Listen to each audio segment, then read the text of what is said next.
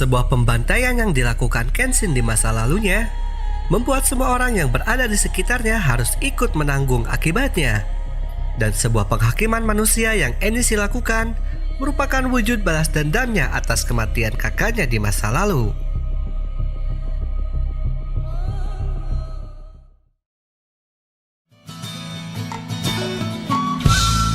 Halo Sobat Movie Lovers, cerita Rurouni Kenshin kali ini adalah film keempat live action yang digarap oleh Keiji Otomo, yang dimana film ini merupakan film babak final dari film Rurouni Kenshin. Namun sebelum memulai ceritanya, alangkah baiknya bantu support dengan cara subscribe dan nyalakan lonceng notifikasinya demi kenyamanan Anda menonton.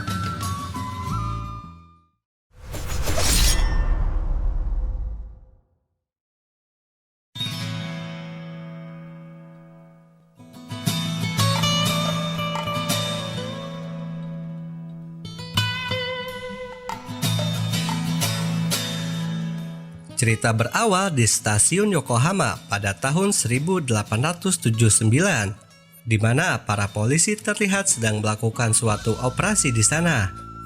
Mereka dipimpin oleh Goro Fujita atau yang dikenal dengan nama Hajime Saito. Dan Hajime Saito merupakan mantan kapten skuad ketiga dari Shinsengumi. Selama masa restorasi Meiji ini, dia bekerja sebagai polisi di Tokyo. Dan kali ini dia ditugaskan untuk menangkap seorang mafia senjata dari Shanghai. Lalu dia menemukannya di dalam sebuah kereta. Dan telah diketahui mafia tersebut bernama Enishi Yukishiro.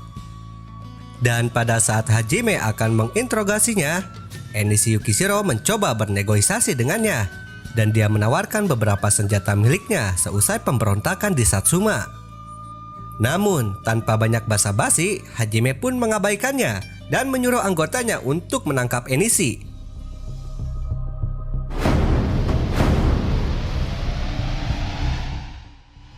Namun, tidak semudah itu. Enishi dengan mudahnya melawan, bahkan menusuk salah satu anggotanya Hajime. Dan Enishi pun menanyakan tentang keberadaan seseorang yang bernama Battosai, yang dia kenal sebagai sang pembantai. Enishi mengenali bahwa Battosai juga masih memiliki tanda silang di pipinya. Hajime pun terheran mengapa mafia dari Shanghai menanyakan sosok Battosai. Lalu kemudian Enishi pun memberontak kembali dan menghajar semua anggota polisi Hajime.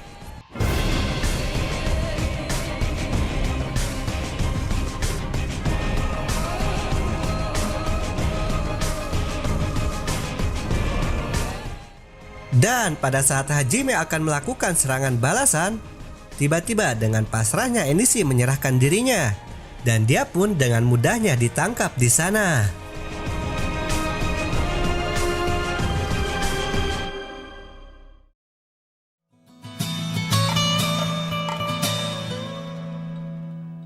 Cerita beralih ke kota Tokyo, tepatnya di daerah Asakusa, di mana terlihat Kenshin dan yang lainnya sedang menghadiri sebuah acara festival dengan penuh kegembiraan.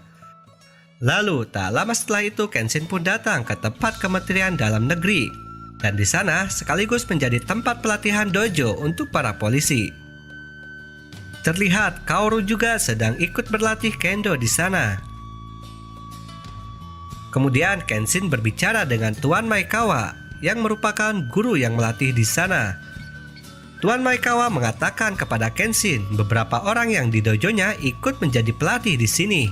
Dan dia pun berkata bahwa perang bersama Tiongkok bisa terjadi kapan saja. Tuan Maekawa berniat untuk membangunkan kembali semangat para pemuda yang tak pernah melihat perang selama 12 tahun lamanya.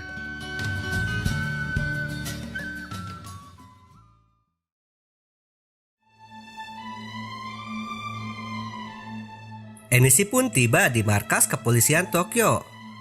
Lalu dia pun bertemu dengan beberapa sekutunya dari Shanghai di sana. Rupanya orang-orang dari Shanghai tersebut telah melakukan negosiasi untuk pembebasannya. Dan berkat bantuan mereka, Enishi pun dengan mudahnya terbebas dari tahanan kepolisian Tokyo. Atas kejadian tersebut membuat Hajime marah kepada pimpinan polisi di sana. Dan dia mengatakan mengapa mafia dari Shanghai itu dibebaskan begitu saja. Pimpinan polisi di sana mengatakan bahwa pembebasan Enishi merupakan bentuk perjanjian perdamaiannya dengan Tiongkok.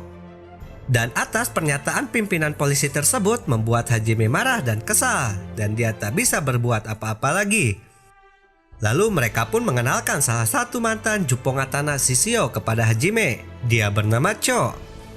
Dan Hajime sendiri telah mengenalinya bahwa Cho adalah mantan seorang pengkhianat. Dan yang tak bisa Hajime terima, Cho juga telah diberikan tugas dari kepolisian Tokyo untuk menjadi mata-matanya Shanghai.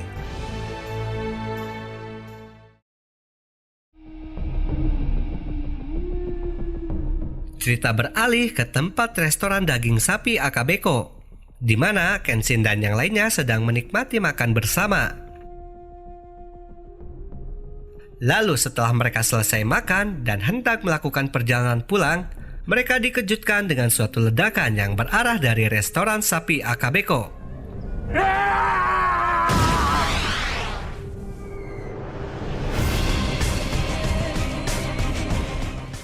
Dan di mana ledakan tersebut dilakukan Enishi dan kawan-kawannya dari jarak jauh.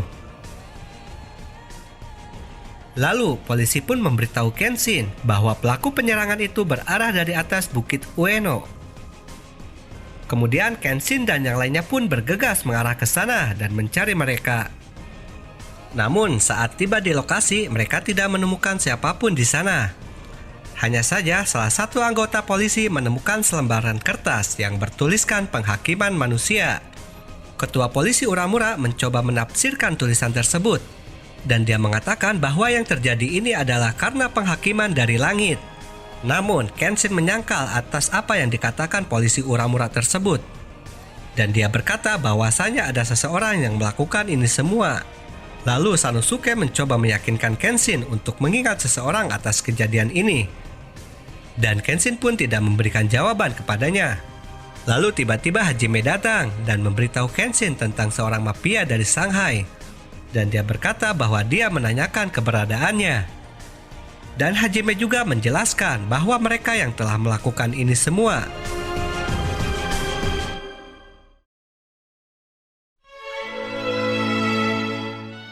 Cerita beralih ke tempat klinik Oguni.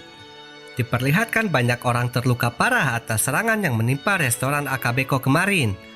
Kaoru dan yang lainnya sedang berusaha mengobati mereka. Dan Sanosuke juga datang untuk melihat keadaan semuanya. Lalu dia pun melihat Tsubame yang mendapatkan luka yang cukup parah. Dia pun terlihat kesal dan marah atas kejadian yang menimpa mereka.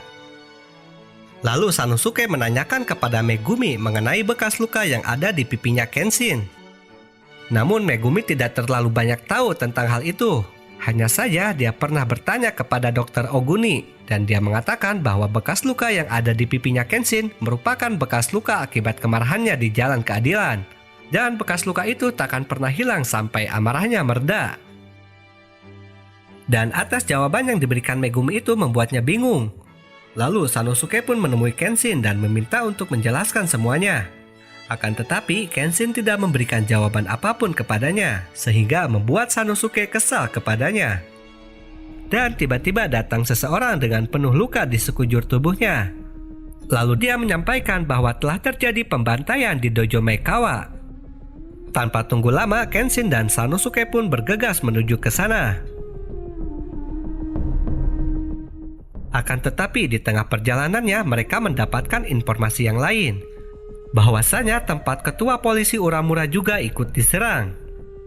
Kemudian Sanosuke meminta Kenshin menyerahkan dojo Maekawa kepadanya, dan meminta Kenshin untuk pergi ke rumah ketua polisi Uramura. Lalu cerita beralih ke rumah ketua polisi Uramura. Diperlihatkan di mana semua penjaga telah dibantai habis oleh kawannya Enishi. Dan tanpa belas kasihan dia pun menyiksa Tuan Uramura dengan senjatanya. Namun pada saat istri dan anaknya akan dibunuh, Kenshin pun datang dengan tepat waktu dan berhasil menyelamatkan mereka.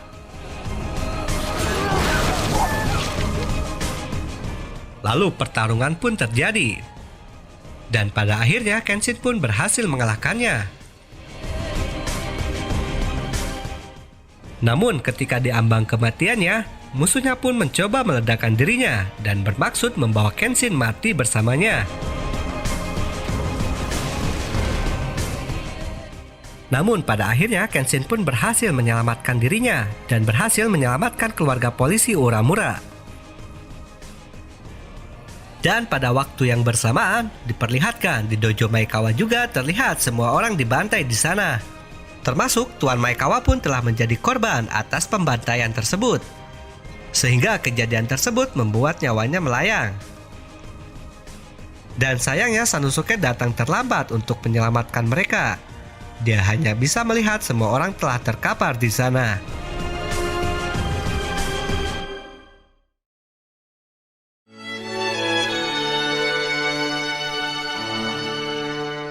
Cerita beralih ketika Kenshin bertemu dengan Enishi di perjalanannya. Lalu Enishi memberikan sebuah pengakuan kepada Kenshin bahwasanya dirinya yang telah menyebabkan semua kekacauan ini. Dia pun memberitahu Kenshin semua yang dilakukannya atas dasar pembalasan dendamnya. Kemudian Kenshin pun mencoba meminta Enishi untuk tidak melibatkan orang lain atas masalahnya. Namun Enishi mengelak dan dia mengatakan bahwa membunuh Kenshin tidaklah cukup baginya. Dan dia ingin membuat Kenshin menderita dengan cara menyakiti orang sekitarnya. Atas pernyataannya Enishi, Kenshin pun hanya bisa terdiam dan tak bisa berkata apa-apa lagi.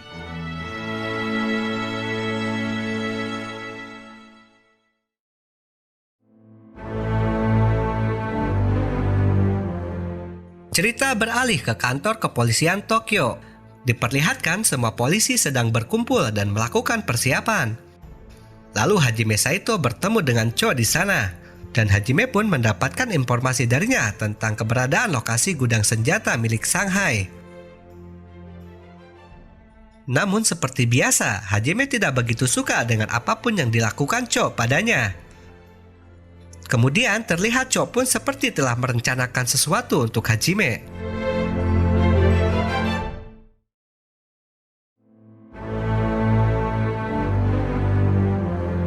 Cerita beralih ke tempat kediaman Enishi berada. Diperlihatkan sekelompok mafia dari Shanghai tengah menemuinya. Kelompok mafia tersebut dipimpin oleh orang yang bernama Hexing. Lalu Hexing pun berbicara dengan Enishi dan meminta Enishi untuk tidak lupa atas kesepakatan yang telah dibuat dengannya.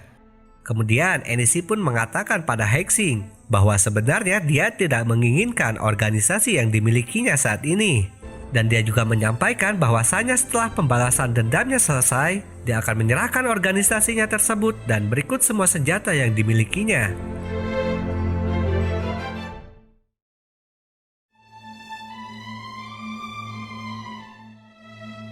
Lalu cerita sedikit beralih ke masa lalunya Enishi, di mana Enishi yang masih kecil saat itu telah mengetahui kematian calon suami kakaknya. Dan ternyata kematian calon suami kakaknya tersebut diketahui telah tewas saat pertarungan melawan Kenshin. Dan semenjak saat itu juga Enishi telah berniat untuk membalaskan dendam kematian calon suami kakaknya. Namun kakaknya Tomoe melarang Enishi untuk melakukannya. Dan pada saat yang bersamaan pula Enishi saat itu bertemu dengan Kenshin. Namun dengan kondisinya yang masih kecil saat itu dia tidak bisa melakukan apa-apa. Dan dia bisa hanya terdiam menatap Kenshin yang ada di hadapannya saat itu.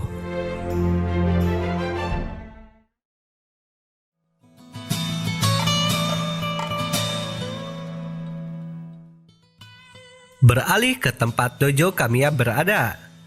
Diperlihatkan Kaoru sedang melatih beberapa orang kendo di sana termasuk adiknya Yahiko.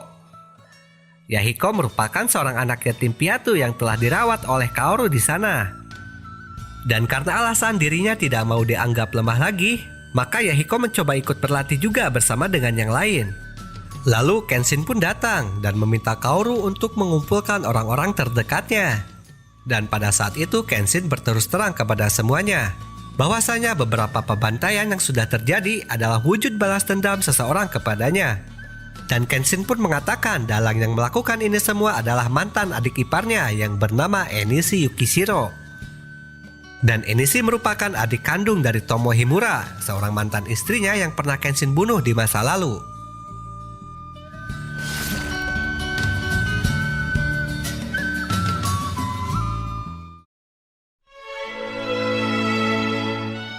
Lalu cerita pun beralih ke masa lalunya Kenshin dan mantan istrinya Tomoe Himura. Di awal pertemuannya terjadi di sebuah bar. Pada saat itu, Kenshin menyelamatkan Tomoe yang akan dirayu oleh sekelompok pria hidung belang di sana. Kemudian setelah itu, beberapa pertarungan pun Kenshin lakukan untuk Tomoe. Dan dengan kehadirannya Kenshin saat itu membuat Tomoe ingin berada di sisinya. Sehingga mereka pun menjalani kehidupan bersama layaknya suami istri.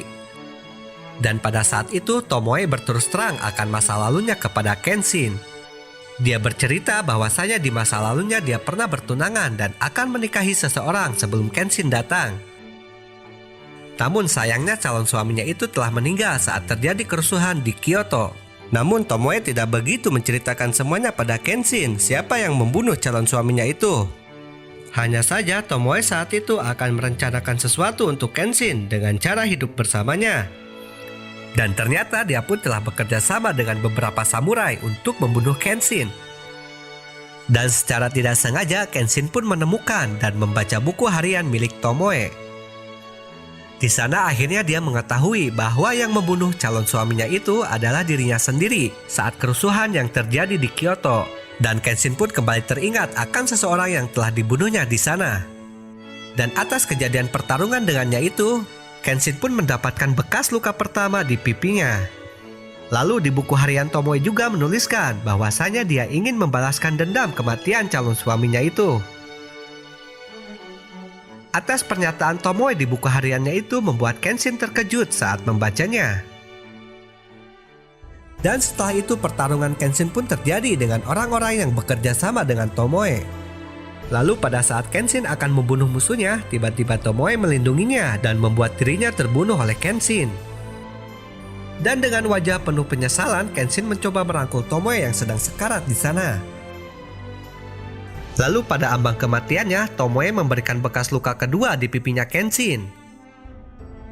Dan goresan luka itu akhirnya menjadi tanda silang di pipinya. Sehingga tanda itu menjadi pertanda bahwa Kenshin telah membunuh sepasang kekasih di masa lalunya. Dan pada saat itu pula Enishi telah berada di sana dan melihat kejadian yang menimpa kakaknya. Sehingga Enishi pun menaruh dendamnya pada Kenshin hingga saat ini.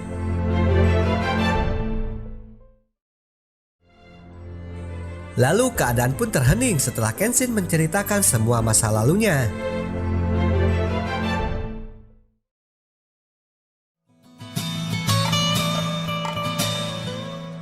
1 tahun pun berlalu. Seperti biasa, orang-orang Tokyo melakukan aktivitas seperti biasanya. Seperti halnya terlihat di Dojo Kamiya, terlihat orang-orang juga berlatih kendo di sana. Lalu Dojo Kamiya pun kedatangan beberapa tamu dari Kyoto. Mereka bernama Misao dan Aoshi. Kedatangan mereka di sana bermaksud untuk memberikan sebuah titipan pada Kenshin. Dan titipan tersebut didapatkannya dari seorang biarawan di kuil Shoji. Lalu Misao pun memberikan titipannya itu pada Kaoru. Dan pada saat Kaoru membuka titipannya, ternyata itu adalah buku harian milik Tomoe. Namun mereka pun tidak berani untuk membacanya karena hal itu bersifat privasi untuk Kenshin. Dan Aoshi pun memberikan alasan yang lain mengapa dirinya datang ke kota Tokyo. Aoshi mengatakan bahwa dia telah mendapatkan informasi bahwa kota Tokyo akan terjadi pertumpahan darah karena Kenshin.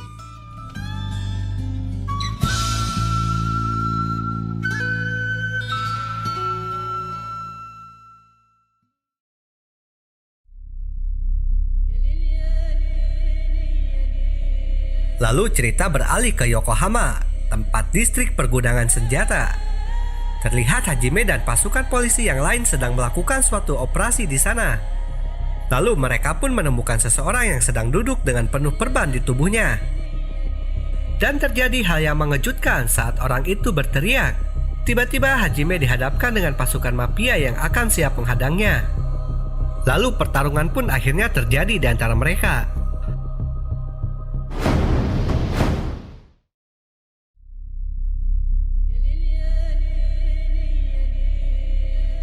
Lalu beralih ke kota Tokyo, di mana kota telah dihujani oleh selembaran kertas yang bertuliskan penghakiman manusia. Dan ternyata itu dilakukan Enishi dan kawan-kawannya dengan menaiki sebuah balon udara. Pada saat yang bersamaan pula, teman-teman Enishi pun melakukan penyerangan ke kota. Mereka meluncurkan beberapa serangan tembakan dan bom ke arah penduduk. Sehingga serangan yang mereka lakukan saat itu hampir menghancurkan seluruh kota Tokyo dan isinya. Lalu kemudian Kenshin dan Aoshi pun berusaha mencari mereka yang melakukan penyerangan. Hingga Kenshin pun dipertemukan dengan salah satu musuh yang mempunyai senjata shotgun di tangannya. Lalu pertarungan pun terjadi di antara mereka. Dan pada akhirnya Kenshin pun berhasil mengalahkannya tanpa membunuhnya. Semenjak saat itu Kenshin telah membuat janji pada dirinya bahwasanya dia tidak akan membunuh orang lain lagi. Dan pada saat yang bersamaan pula Aoshi pun berhasil menemukan musuh dan menghalau serangan bom yang dilakukannya pada penduduk. Dan mereka pun akhirnya terlibat pertarungan sengit di sana. Namun sayangnya Aoshi saat itu mengalami kekalahan pada saat dirinya akan menyelamatkan penduduk dari serangan bom. Dan pada saat yang bersamaan pula, Dojo Kamiya pun kedatangan Enishi yang merupakan pemimpin dari pembantaian tersebut. Lalu di sana Sanosuke dan para murid di dojo berusaha untuk menghadapinya. Namun sayangnya mereka gagal hingga Enishi pun berhasil membawa kabur Kaoru bersamanya. Dan saat itu Kenshin yang datang terlambat ke dojo hanya bisa terdiam setelah melihat semuanya terkapar. Lalu Sanosuke pun memberitahu Kenshin bahwa Kaoru telah diculik oleh Enishi.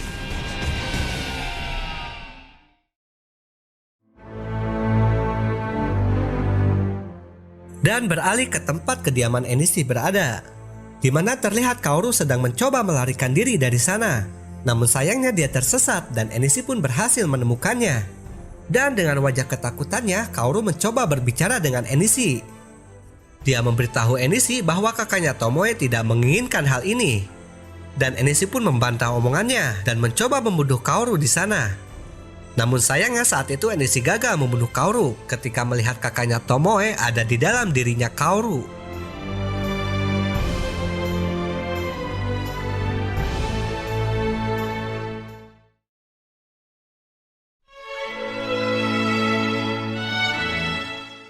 Lalu beralih ke tempat Dojo Kamiya berada. Terlihat Kenshin sedang melakukan persiapan dirinya di sana. Lalu dia pun memutuskan untuk pergi sendirian menyelamatkan Kaoru dan menyelesaikan masalah pribadinya. Dan di tempat Enishi juga dia telah melakukan persiapan untuk menyambut kedatangannya Kenshin. Dan terlihat Hexing pun berada di sana beserta anak buahnya. Dan secara tiba-tiba Enishi pun menyerahkan organisasi miliknya kepada Hexing. Hexing pun terkejut dan marah kepada Enishi karena menurutnya keputusannya itu terlalu cepat. Dan Hexing juga meragukan Enishi bahwa dia akan kalah dalam pertarungannya dengan Kenshin. Dan atas pernyataan Hexing tersebut, Enishi pun marah dan mengusir Hexing dari tempatnya secara paksa.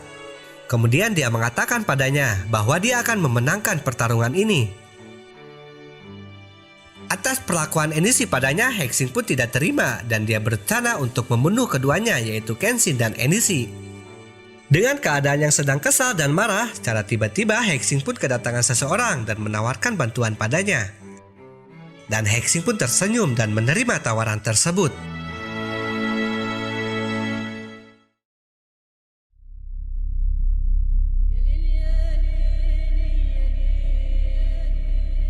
Dan pada akhirnya Kenshin pun tiba di markas kediaman Enishi seorang diri.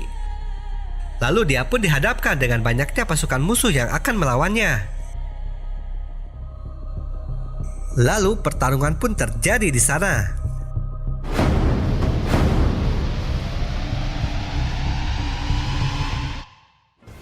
Dan di tengah-tengah pertarungan tiba-tiba Misao datang membantunya. Dan dia memberitahu Kenshin akan ikut bertarung bersamanya untuk membalaskan apa yang telah menimpa kaptennya Aoshi. Pada saat yang sama juga bantuan datang dari Hajime dan pasukan polisinya. Lalu Sanosuke yang tak mau ketinggalan, dia juga datang dengan tubuhnya yang penuh luka. Kemudian mereka semua menyuruh Kenshin untuk pergi ke puncak pertarungan dan membantu mengurus sisanya. Dan saat Kenshin pergi, di tengah perjalanan Kenshin pun dihadapkan dengan Hexing beserta anak buahnya. Dan Hexing juga memunculkan orang misterius yang akan membantunya saat itu. Dan ternyata dia adalah Sojiro Seta. Dan dia adalah mantan anak buah Shishio yang pernah bertarung melawan Kenshin di Mupi sebelumnya. Namun secara tiba-tiba Sojiro Seta malah membantu Kenshin dan membelot dari Hexing. Dan Sojiro Seta pun membantu Kenshin melawan Hexing beserta anak buahnya. Lalu dia pun meminta Kenshin untuk pergi menuju puncak pertarungan. Dan dia meminta Kenshin untuk menunjukkan padanya cara dia menebus kesalahannya di masa lalu.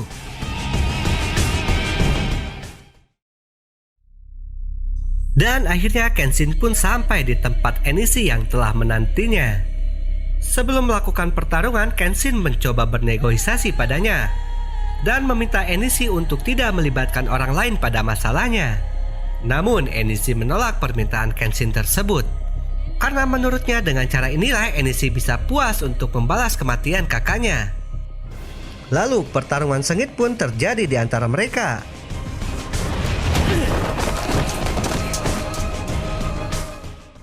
Dan Enishi pun berhasil membuat Kenshin terpojok. Lalu Kenshin pun mencoba untuk meyakinkan Enishi bahwa apa yang telah diperbuatnya tidak membuat kakaknya Tomoe bahagia di alam sana. Dan akhirnya Kenshin pun mampu membalikkan keadaan dan membuat Enishi terhempas.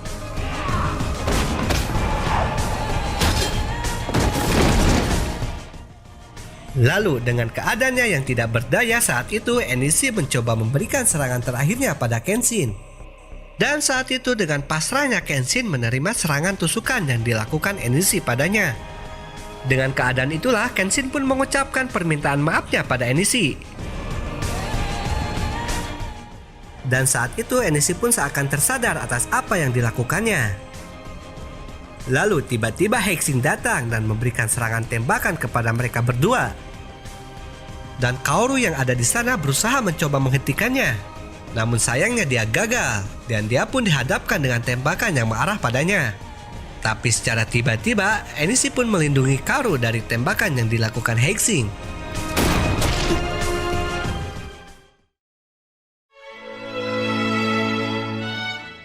Dan pada akhirnya keadaan tersebut membuat Enishi semakin tersadar atas apa yang telah dilakukannya.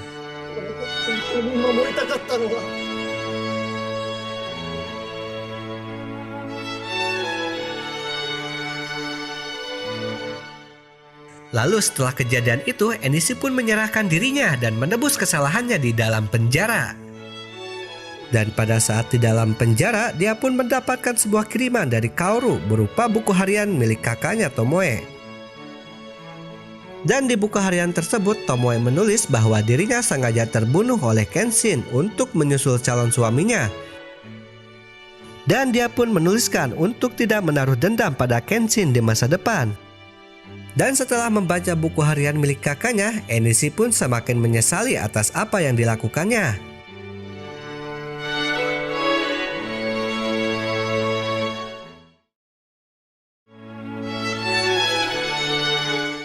Lalu di akhir cerita, Kenshin dan Kaoru berziarah ke makamnya Tomoe. Dan di sana mereka mengucapkan terima kasihnya pada Tomoe atas apa yang telah dialaminya. Dan setelah itu Kenshin pun pulang dan bergandengan tangan dengan Kaoru.